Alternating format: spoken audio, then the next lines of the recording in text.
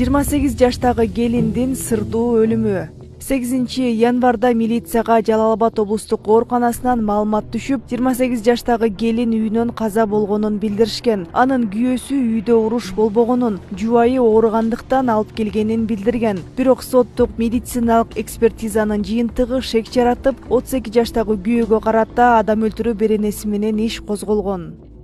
Рак оорусунан бизнес жасашкан. УКМК улуттук онкология жана гематология борборундагы коррупциялык схеманы аныктады. Атайын кызматтын маалыматы боюнча айрым дарыгерлер рак менен ооруган бейтаптар үчүн делген дары-дармектерди мыйзамсыз эсептен чыгарып, андан кийин онкологиялык оорулар менен ооруган адамдарга мыйзамсыз сатып жүрүшкөн. Кылмышка шектелип борбордун химиотерапия бөлүмүнүн башчысы, дарыгери жана улук медайымы кармалды.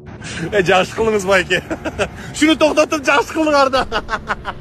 Мына кара, өткөн сапар мен гайга түшүп калды беле, ассаламу алейкум. Үстүмдөн аябай кубанды да. 3000 штраф төлөдүк, өлүп кет, беттер болду. Мына өзүң канча төлөп атасың?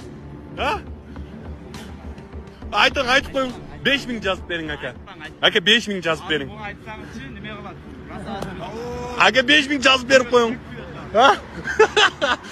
Ака буну көргөнүңүздө мына шу номерди эстеп калың мына. Мына шу номерди көргөнүңүздө нарушение кылса да, кылбаса да токтото бериңер мынаны.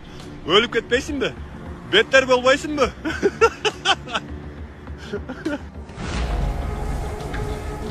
Тилинен бал тамган 32 жаштагы Исрадин Субанбеков шериктери менен УКМКнын тергөө абагына киргизилип, көрсөтмө берип жатат. Ал кыска убакыт ичинде көпчүлүктүн көңүлүн таап, алдоо жолу аркылуу капчыгын кагып, миллиондогон доллар мыйзамсыз киреше тапкан деп шектелүүдө. Буга чейин туруктуу жумушум болгон эмес, алып сатып иштеп жүргөм, ар нерсе алып сатып иштеп жүргөм. Азырда Эмскойн иштегенде 1,5 жыл болду.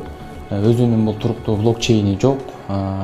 Эптелүү бир жака кирип кеткенбиз, Mexis деген бир жака кирип кеткенбиз. Binance'ın blockchain'den çıkmamız, VM деп коет, VM. Ошон блокчейнден чыкканбыз, өзүбүздүн кызыкчылыгыбыз үчүн иштегенбиз.